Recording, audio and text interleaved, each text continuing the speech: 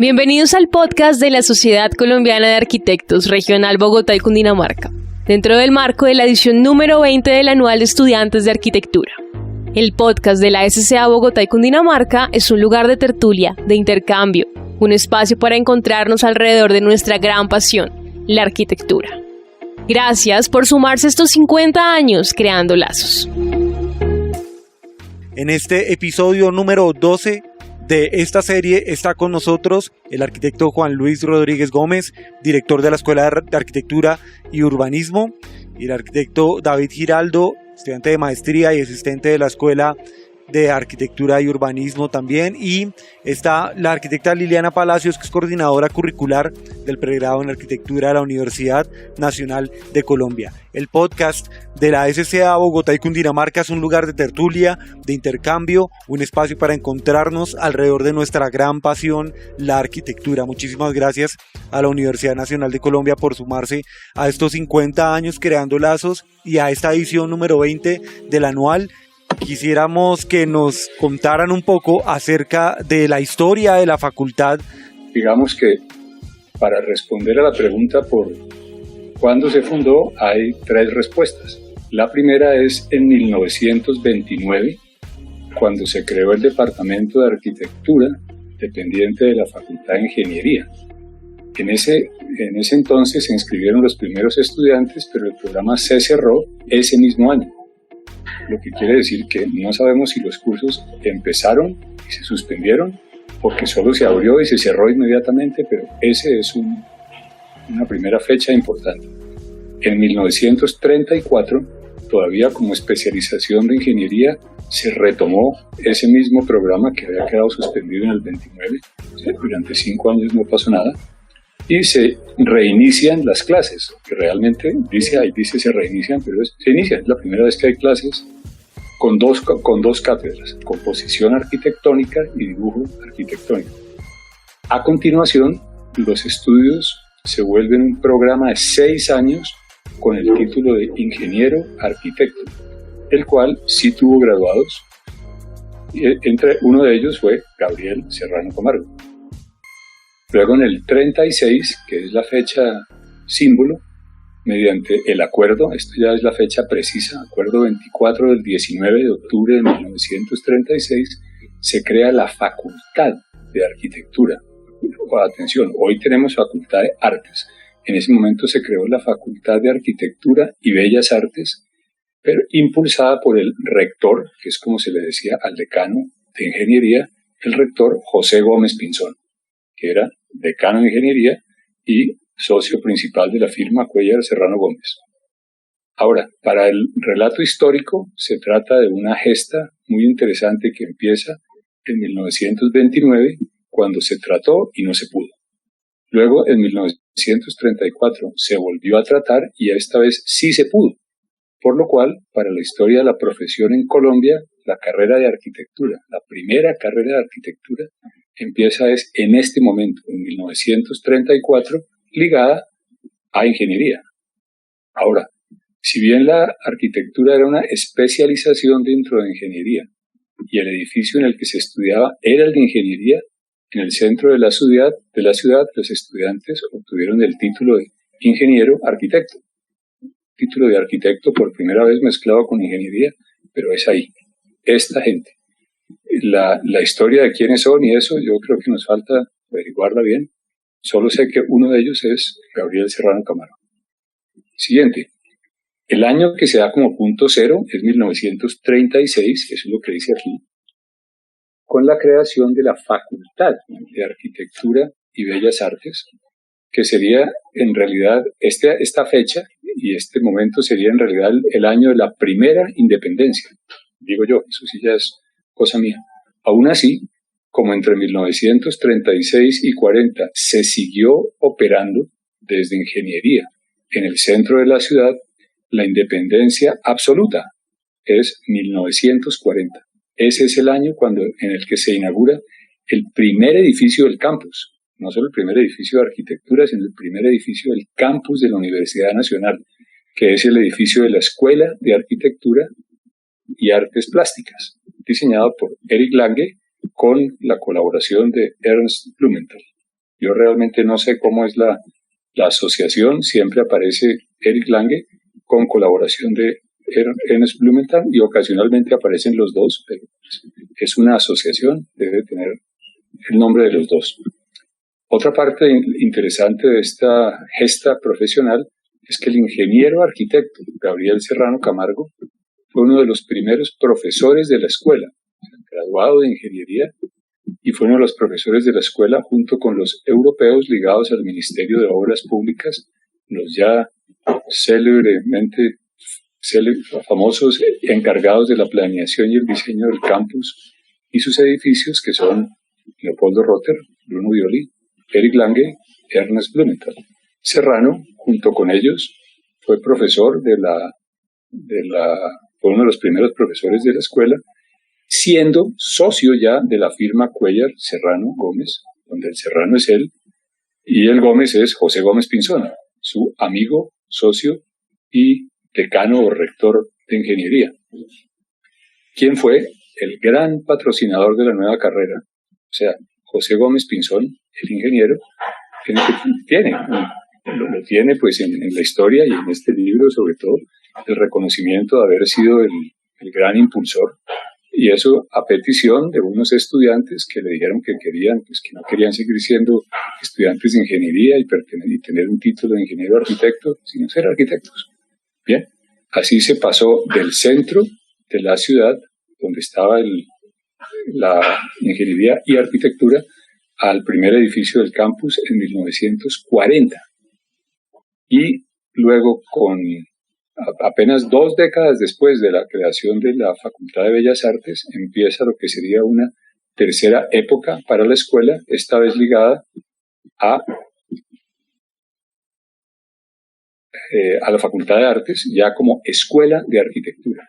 Es en ese momento cuando se crea la Facultad de Artes, que dejamos de ser un departamento y se volvió Escuela de Arquitectura.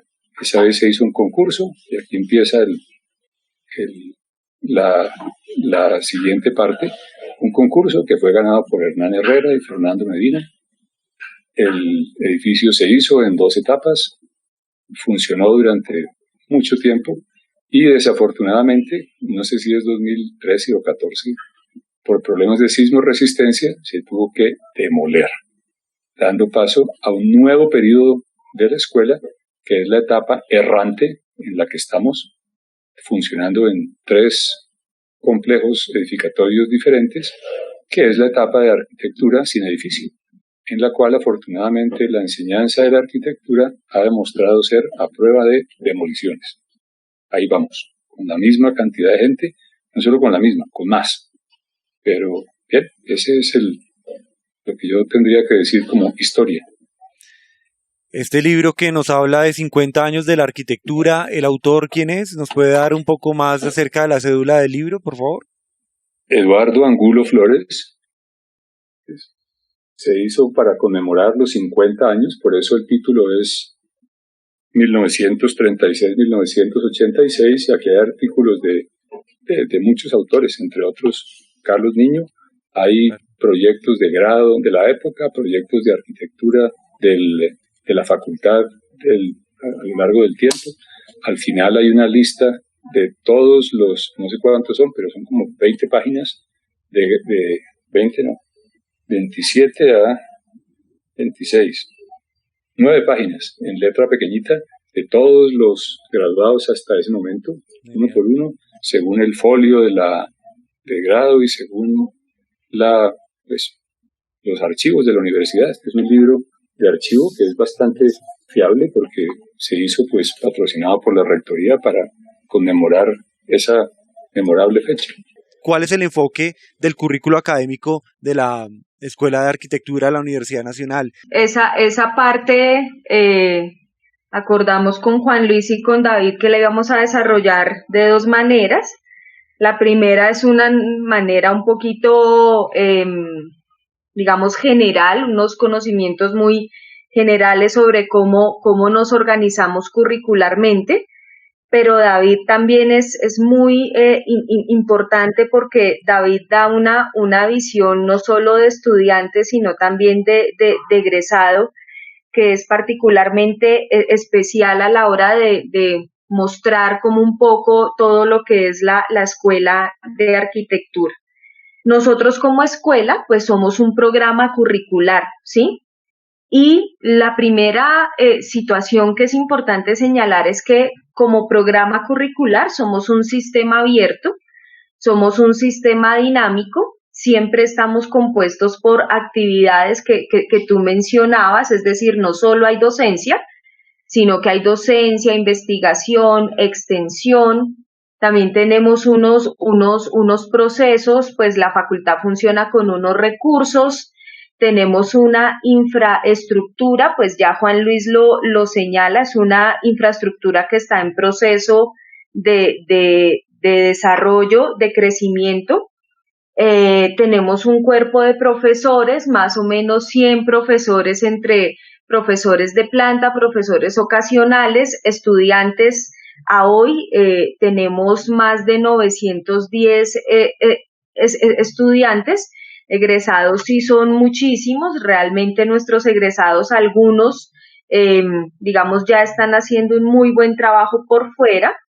Hay otros que siguen siendo o haciendo parte de la comunidad académica a través de sus estudios de posgrado. Y pues como Universidad Nacional nosotros no estamos ajenos a estar siempre en permanente evaluación, y esas evaluaciones nos hacen siempre un periodo de cada año y medio pensar cómo han sido esas estrategias de articulación con la sociedad, qué estamos haciendo, cómo estamos formando a los estudiantes, qué hacemos en relación con, digamos, con la sociedad, porque hay algo que es muy importante señalar, y es que no lo hace siempre saber la universidad, y es que el título académico, o sea, ese título académico de arquitecto que otorga la Universidad Nacional es un reconocimiento que hace la sociedad, ¿sí? Y ese reconocimiento lo hace a través de la universidad, o sea, la universidad es ese medio por el que la sociedad se hace representar a través de un cuerpo de arquitectos. Y eso es muy, muy interesante porque nosotros siempre como Universidad Nacional estamos para la sociedad. Dentro de todo ese sistema, pues nosotros, ustedes saben que tenemos 3 niveles de formación. El nivel de formación, digamos que es un nivel de formación de fundamentación. Tenemos otro nivel de formación que es disciplinar, y en ese nivel disciplinar hay un componente de libre elección, y esos 3 componentes, digamos, que hacen que la escuela y que el programa curricular esté siempre con la universidad. ¿Eso qué quiere decir? Nosotros tenemos una normativa desde el 2007, es el Acuerdo 033, y es un acuerdo que nos dice, mire, ustedes a través de este acuerdo, señores facultades, señores escuelas, establecemos como universidad los lineamientos básicos para el proceso de formación de los estudiantes de la Universidad Nacional de Colombia. Entonces, nosotros somos conocedores que siempre va a haber 3 componentes de formación, pero las escuelas siempre nos deben garantizar 8 principios de, digamos, unos principios fundamentales de formación de nuestros estudiantes, y siempre nos van a exigir estos niveles de formación o estos principios en los niveles de formación. Nos exigen excelencia académica, formación integral, contextualización, internacionalización, formación investigativa, interdisciplinariedad, flexibilidad y gestión para el mejoramiento académico. Estos son los principios que las escuelas debemos siempre estar evaluando, revisando, ajustando, para que la formación de nuestros estudiantes no solo sea una formación académica, no solo sepamos de los tratados, de los procesos de diseños, de estrategias, operaciones, problemas de construcción, sino que nosotros nos debemos a una sociedad y en esa sociedad debemos estar contextualizados, debemos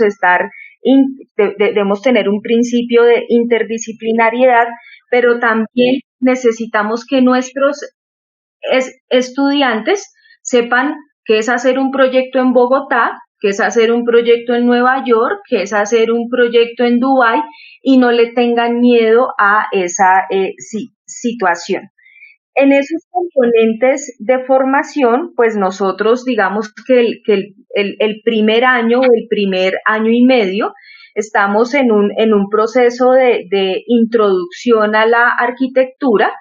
Nosotros también debemos confesar que con Juan Luis, pero también con la directora de área, que es la profe Tatiana Urrea, pero también con el apoyo de las directivas de la universidad, nosotros estamos en pleno proceso de revisión y de ajuste para ese mejoramiento académico, donde nos toca realmente sí hacer una revisión de cómo es esa fundamentación, porque la fundamentación no es solo un proceso de introducir al estudiante, sino de decirle, mire, usted se introduce en este proceso, pero también está ese proceso, digamos, manejado por este tipo de contexto.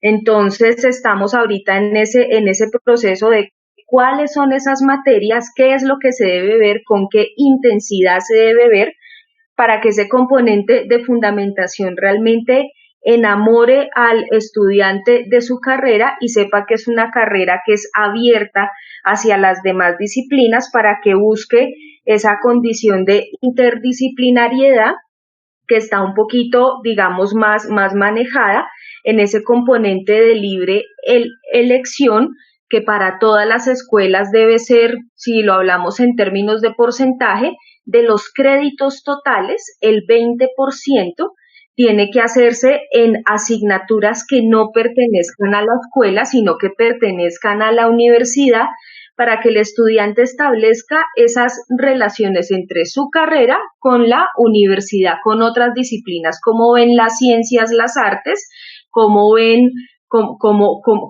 las ciencias humanas, las artes, las ingenierías, las artes, y podamos realmente establecer un diálogo que es común. En ese sentido, pues, digamos, ya bajando a un nivel más de escuela, pues los estudiantes desarrollan desarrollan los conocimientos propios de la disciplina a través de unas agrupaciones que son proyecto, representación, tecnología, historia y teoría, y ciudad y territorio. Entonces, en esas asignaturas se hace pues un trabajo fuerte. Yo siempre le digo a Juan Luis que hay una anécdota muy fuerte, y es que para nosotros es muy complejo, porque cuando empezamos a hacer con Juan Luis toda la revisión, nosotros empezamos a establecer que era un crédito, ¿no es cierto? Entonces, un crédito equivale a 3 horas de trabajo, sea este presencial o sea este autónomo. Y eso quiere decir que el estudiante trabaja de esas 3 horas, durante la semana puede trabajar un mínimo de 48 horas a la semana, un máximo de 54 horas. Entonces empezamos a ver materias de 15 créditos, empezamos a ver materias no de 15 créditos, sino de 15 horas, o sea, una materia de 5 créditos, cuando la multiplicamos por 3, pues tiene 15 horas de trabajo, y esas horas de trabajo, 9 más o menos son presenciales, 6 más o menos son de trabajo en casa, y a veces nos ponemos a hablar con los estudiantes y les decimos, venga, esa maqueta, ¿en cuánto la hace? Le dicen a uno, no, profe, yo la hago como en 9 horas, en 12 horas, en 15 horas, y entonces como un poco estamos diciendo, bueno, en un cálculo matemático estamos funcionando muy bien, pero en un cálculo real, las horas de inversión que hace un estudiante para hacer esos maravillosos trabajos que hacen, es un tiempo donde les está quedando 1 hora y media de sueño diario cuando lo logran. Entonces, pues ese es un tema bastante fuerte, es uno de los temas que nosotros más estamos como intentando solucionar, porque queremos unos estudiantes y unos profesores que realmente lleguen con unas buenas condiciones a estudiar, que lleguen pues con un tiempo de sueño cumplido, que lleguen también con un tiempo pues de comida, o sea, porque a veces mi tiempo para comer como que les queda. Entonces, esta es una escuela que en relación con sus créditos y con sus agrupaciones tiene una inversión enorme de tiempo, y una de las revisiones que queremos hacer con Juan Luis es en qué invierten ese tiempo los estudiantes y cómo hacemos conscientes a los profesores que una maqueta de un día para otro pues implica que el estudiante no va a dormir, va a estar como muy estresado, y como que ese tiempo para la reflexión sobre lo que está mal y pues lo que está bien es durísimo, ¿no? Porque si yo trasnocho 3 noches seguidas y a la cuarta noche llego feliz a mostrarle a mi profesor mi maqueta y me dice, "Ay, no es posible", entonces pues ahí digo, y mis 4 días de sueño, ¿quién me los devuelve? Entonces, bueno, digamos que eso es un poco lo que queremos evaluar. Sabemos que es una escuela excelente, sabemos que siempre se los decimos, son los mejores estudiantes del país, están en la mejor universidad del país, están con los profesores que los quieren formar de la mejor manera, pero independientemente de ese golpe en la espalda que todos nos damos de sabemos que somos muy buenos, pues también es importante formar a los estudiantes con cierto aprecio sobre la carrera, entendiendo que no todo es un sacrificio enorme, sino que también hay tiempos para el disfrute, ¿no? Hay tiempos para la extensión moral digamos, de nuestro conocimiento y de nuestras capacidades. Y aquí yo le doy paso un poco a David, porque David nos va a contar ya en términos muy puntuales el cómo vio ese proceso de formación. Entonces, David, adelante. Sí, un poco desde la visión de los estudiantes, pues para nosotros el problema del currículo académico está un poco ahí, precisamente en la disparidad de materias que vemos en los semestres, porque digamos que la razón de esto es que desde el ciclo de fundamentación, por ejemplo, desde primer año y medio, la aproximación a cada una de las agrupaciones, que ya ha mencionado la profe, que son proyecto, representación, historia y teoría, ciudad y territorio y tecnología, pues tienen como resultado que hay algunos semestres donde uno, para estar viendo todo lo que se supone debe ver durante ese semestre, debe ver un mínimo 7 materias, y esto da casi 20 créditos para ese semestre, que ahí ni siquiera se está contando las otras materias, digamos, de nivelación de idiomas o los contextos de facultad, o si uno quiere ver una materia de libre elección, pues si ya en el semestre tiene que ver mínimo 7 para cumplir con lo mínimo, pues ya esas otras materias se van quedando relegadas y terminan viéndose ya al final de la materia.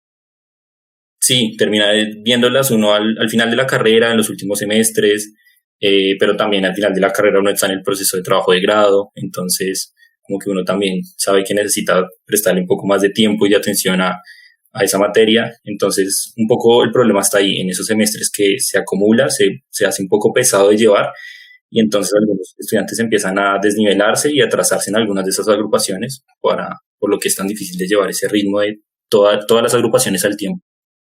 Dentro de todos esos análisis que ustedes están haciendo constantemente en revisión de la docencia, de la arquitectura en la Universidad Nacional, ¿cómo han visto ahora empiezan a postular nuevos enfoques o correcciones de enfoque curricular en la formación del arquitecto?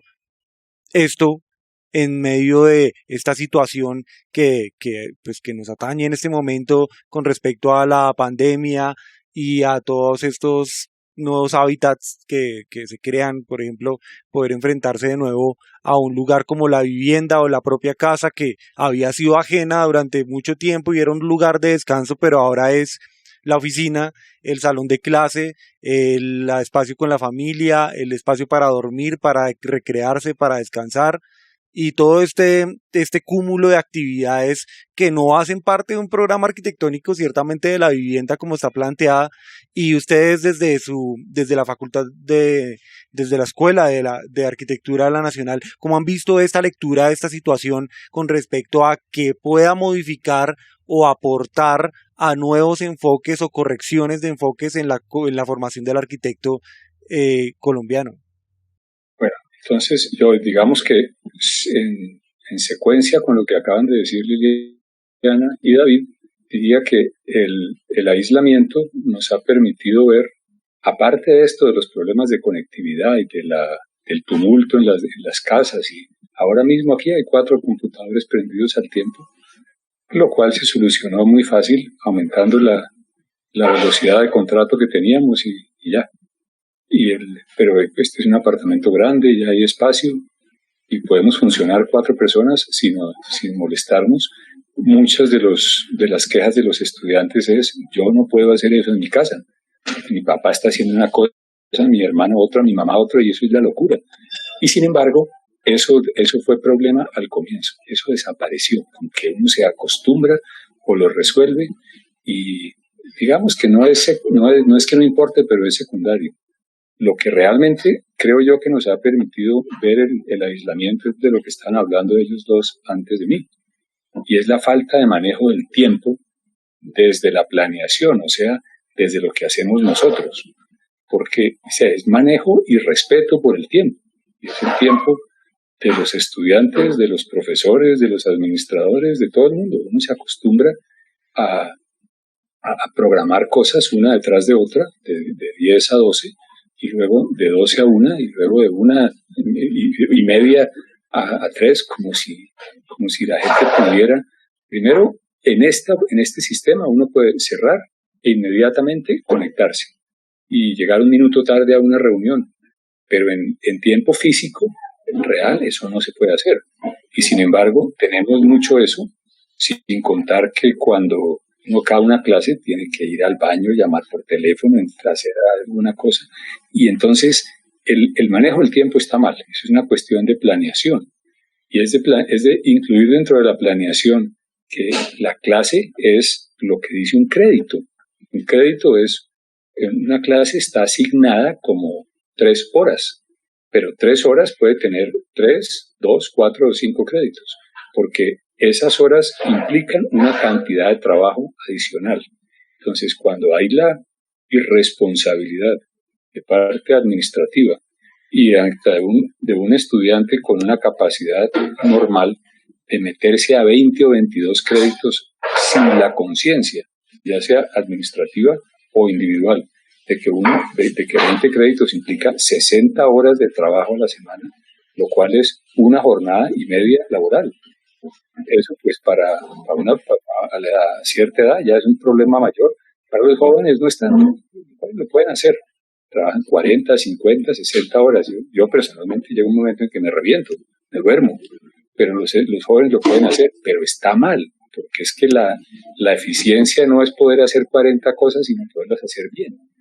Entonces, como resultado del aislamiento y de tener que reprogramar el eventual retorno parcial o total al campo, nos quedó esto, que hay que pensar el tiempo de otra manera distinta y que hay que pensarlo en función de que se necesita trabajar, se necesita asistir a clases, se necesita descansar, se necesita transportarse. Ahorita nos estamos ahorrando el transporte, pero eso va a volver a pasar, y cuando vuelva a pasar, ahí es que se mezcla el tema o la pregunta con lo que sigue, y es: cuando volvamos, ¿qué va a pasar? Bueno, pues lo primero que va a pasar es que no puede seguir pasando lo mismo, porque después de que uno ha descubierto que la ineficiencia es tan grande, que la cantidad de tiempo que se gasta viajando y metido en unos salones insuficientes para ciertas cosas, ¿qué es lo que va a pasar con el retorno parcial?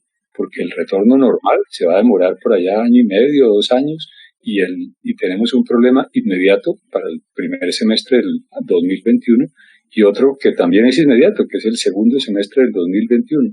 Si se puede llegar a volver a tarugar, a embutir 40 y 50 personas en un salón, faltan 1 o 2 años. Entonces, mientras tanto, tenemos que hacer algo más.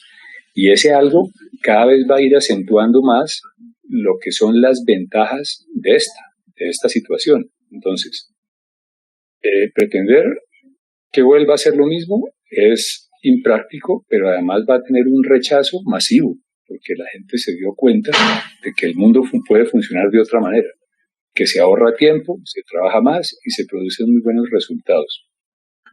Lo que falta, desde luego, todos lo sabemos, es el contacto social. El contacto social y la solución, ¿cuál es? Pues la planeación mixta, con un porcentaje de presencialidad que todavía no sabemos cuánto será, ni exactamente para qué, pero en esas estamos.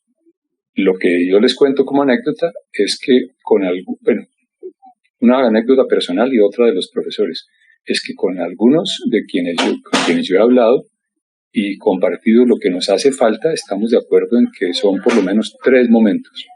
El tinto en la cafetería, la hora del almuerzo y el encuentro en los corredores. A ninguno realmente dice que me hace falta la clase, que nada, la clase funciona perfecto por este sistema. Ahora, mi conclusión con respecto a los espacios necesarios también ha variado, a espacios necesarios para aprender arquitectura, porque lo que creo es que los estudiantes necesitan lo que no tenemos en la universidad y que no tienen casi ninguna, y son espacios para trabajar antes que para tomar clases. Y eso implicaría que cada estudiante de arquitectura debería tener un escritorio propio desde el primero hasta el último día del semestre. Si este escritorio está situado en un salón que tiene 10 metros, 100 metros o 1000 metros cuadrados, es secundario. Lo importante es que tenga donde trabajar 24 horas al día, cualquier día del semestre. Y si prefiere trabajar en su casa, eso ya es otra cosa. Pero es que las casas no las podemos adaptar para eso. El mundo está hecho de otra manera y que los apartamentos y las casas se vuelven que ahora tienen que tener 30, 40 o 50 metros más para poder trabajar el resto de la vida como si fuera pandemia. Eso no se necesita. Y además que lo que pasaría, o sea, lo que puede sí pasar es que uno sí tiene un sitio donde trabajar en la universidad y puede llegar a las 6, a las 8 o a las 10 de la mañana y quedarse hasta cuando quiera. Abre su cajón, saca las cosas, las guarda, va y vuelve y se puede quedar hasta la 1 de la mañana si quiere. Es una forma de trabajar distinta. ¿Qué pasa con las clases? Para asistir a clase, esta persona cualquiera, un estudiante, se podrá parar y caminar hasta un salón a 20 metros de distancia. O desde su puesto de trabajo puede asistir a una clase remota cuyo docente está en su oficina al otro lado de la pared o está en un edificio en Alemania. Eso no tiene importancia. Bueno, esa es mi conclusión sobre la pandemia. Excelente. Conclusiones. Los espacios son las cosas que se viven y las experiencias que se tienden en ese espacio. El espacio del encuentro, del compartir, y la arquitectura y la enseñanza de la arquitectura es una relación muy íntima. Si alguien estaba preparado para eso, somos nosotros. Claro. Porque a nosotros la pandemia en cierta forma nos resolvió un problema. Es que nos permitió funcionar mejor, porque el funcionamiento que teníamos era un poco a la brava. Con esto de los horarios, por ejemplo, clases de 7 a 10 de la mañana en el Santa Rosa, que es en el CAN, que pues caminando sin sudar se demora media hora en llegar, y caminando rápido llega empapado a la clase, y si llega en un bus, llega 15 o 20 minutos tarde por bien que le vaya, porque está mal planeado el asunto y porque no hay edificio. Pero aparte de eso, tampoco hay espacio suficiente. Entonces, el tema del edificio era un tema muy caliente antes de la pandemia. Ahora ya es otra cosa, ya lo que nos toca pensar es otra cosa, y pues o sea, en la transición ya salimos de no tener edificio a la pandemia, a que vamos a volver a una situación que todavía se está definiendo. en la medida que para lo cual tenemos un año más. Pero cuento una cosa para terminar. Al principio, esto de la no presencialidad fue un drama. Y lo resume la sentencia de un profesor que afirmó que la universidad no es una universidad de garaje, queriendo decir que la enseñanza remota no era aceptable y que había que hacer lo necesario para mantener algún tipo de presencialidad. Pues bien, a los 2 meses de este cierre total que hubo, la Rectoría nos pidió hacer una encuesta para saber cuántos profesores consideraban esencial terminar el semestre con alguna presencialidad. La respuesta fue 51 entre 101. Dijeron que era esencial, por no decir de vida o muerte académica. Un mes después, en una reunión por Meet para presentar un plan de retorno controlado que nos habíamos gastado un mes haciéndolo, el número 51 se bajó a 2, es decir, que solo 2 de los profesores que consideraban que su curso debía terminar de manera presencial seguían pensando lo mismo. Los demás cambiaron de parecer. Unos porque descubrieron que el sistema remoto da muy buenos resultados y otros porque sintieron o los hicieron sentir en su casa que salir los podía convertir, aquí exagero un poco dramáticamente, eventualmente en unos asesinos de padres o hijos. Porque eso, pues nadie, la palabra asesino sí es mía, desde luego, pero mucha gente dijo que ¿cómo se le ocurre? Me dijeron en la casa, ¿cómo se le ocurre? ¿Que va a ir a exponernos a eso a mí y a sus hijos? O a su papá, o a quien quiera que fuera. Sí, bueno, yo ahí complemento algo de lo que dice Juan Luis, queda algo claro, y es que ya saben que Juan Luis y yo hablamos todos los días, todo el día, trabajamos todos los días en esa escuela, y si no fuera realmente por el equipo que tenemos, que lo conforma David, que lo conforman dos asistentes que son maravillosas también, pues esto funcionaría algo de manera rara.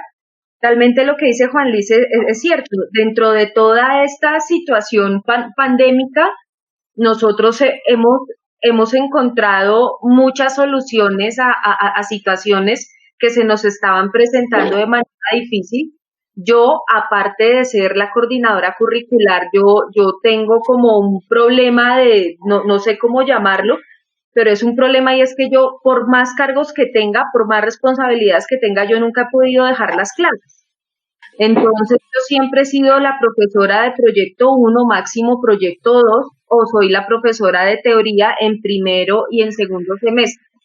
Entonces, en mi experiencia, primero, tener un edificio no solamente es necesario, sino que debe ser una situación inmediata que se deberá resolver, porque, insistimos, ese espacio de encuentro con estudiantes, con profesores, ese espacio mixto que el estudiante ya sabe que puede crear, que puede trabajar cosas en su casa y las puede trabajar bien, pero que también necesita de un espacio especializado para hacer sus maquetas y para aprender de los errores y de los aciertos de él mismo y de otro, es fundamental. Así que el primer postulado es que un edificio para arquitectura es innegociable. Ese edificio se hace con todos los medios, y nosotros seremos capaces de gestionarlo y pues de hacerlo. Y les cuento como experiencia personal que una clase de taller para primer semestre virtual es de las cosas más difíciles que me ha tocado hacer en la vida. Lo más gratificante es que yo el último día me traigo a los chinos con los papás, con los hermanos, y ellos al final me dicen, nunca, o sea, no sabíamos que arquitectura se trabajara tanto, pero mi hijo maduró, mi hermano ya le dedica más tiempo a eso, es decir, la arquitectura es familiar, y eso para mí es bien interesante. Sin embargo, considero que el taller de arquitectura, y sobre todo el de los primeros semestres, es un taller que debe retornar a la presencialidad lo más pronto que se pueda, porque, insisto, la arquitectura es un proceso colectivo. Pero a diferencia de un taller, dar una clase teórica en la virtualidad es lo mejor del mundo. Al menos a mí me pasa que los estudiantes me hacen una pregunta y yo sencillamente bajo a la biblioteca y les subo el libro y el otro libro y les digo, miren este libro, bajen este. No, eso es una cosa, o sea, dar teoría en la virtualidad es una berraquera y en serio que los estudiantes no se duermen.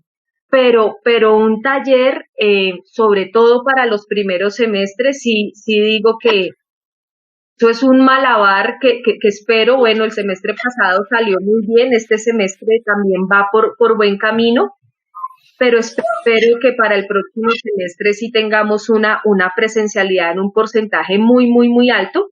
Y vuelvo y lo repito, sí o sí el edificio de arquitectura debe ser innegociable. O sea, ese edificio lo merecen los profesores que lo hacen muy bien, los estudiantes que lo hacen muy, muy, muy, muy bien, y realmente merecen como escuela tengamos un espacio no solo de encuentro, sino de representación por ese respeto que tenemos por una formación académica.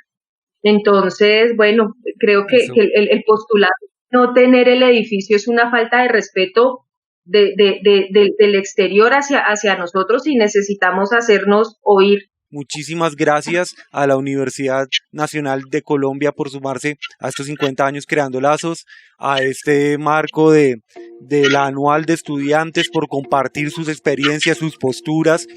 Bueno, a ustedes, muchas gracias. El podcast de la SCA Bogotá y Cundinamarca es un lugar de tertulia, de intercambio, un espacio para encontrarnos alrededor de nuestra gran pasión, la arquitectura.